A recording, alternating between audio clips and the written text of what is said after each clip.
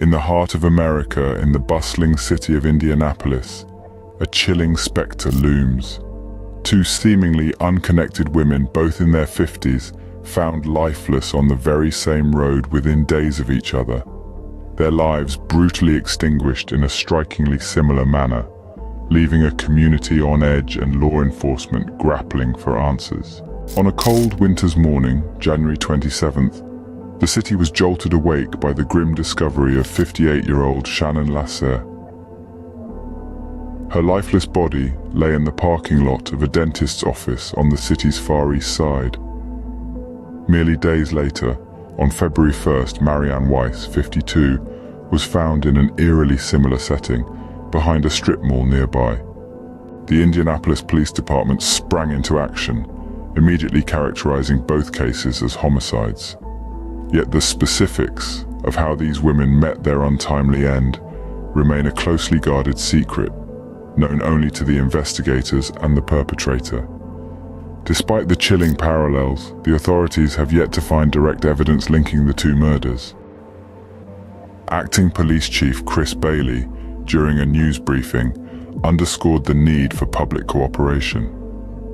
The community had to come together to shed light on the victims' activities before their demise, a piece of the puzzle that could propel the investigation forward.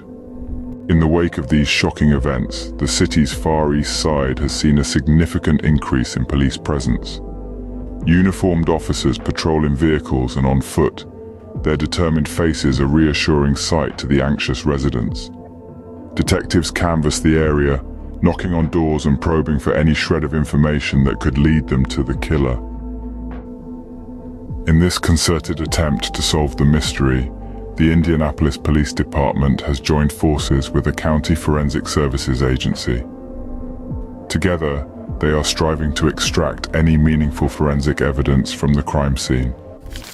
Anytime we have cases where we believe they're close to a particular area, we investigate if there are any commonalities within those particular cases. We don't believe at this point that they are connected at this time. But that will come out as the investigation continues. Residents are also being urged to review any private surveillance footage in hopes of spotting anything suspicious or out of the ordinary.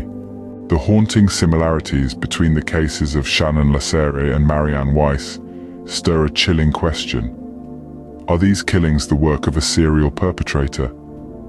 The city's son, Justin Smith, dares to voice this terrifying possibility. His mother, Shannon, had left for a walk one night and never returned, a chilling echo of Marianne's fate. As the echoes of concern ripple through the streets of Indianapolis, the community's solidarity and cooperation remain a beacon of hope.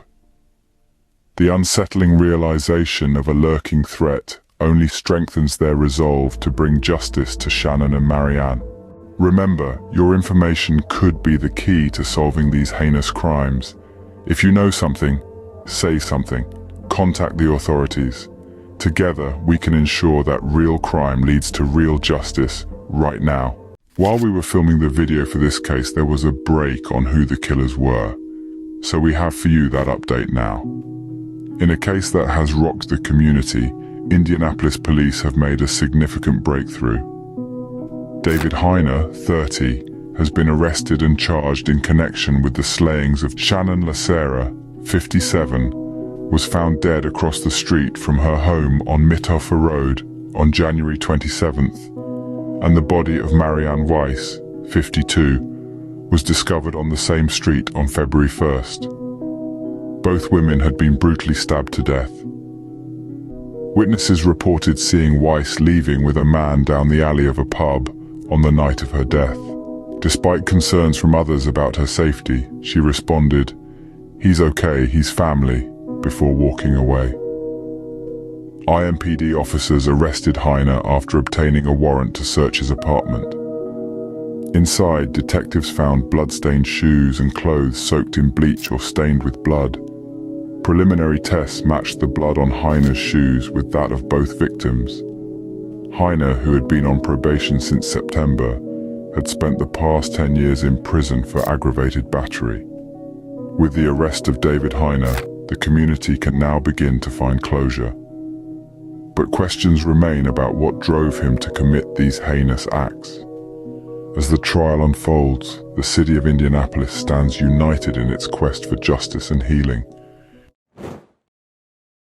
Thanks for tuning in. Continue to stay informed about ongoing cases and top stories with Law and Disorder. Remember to look after yourself and others.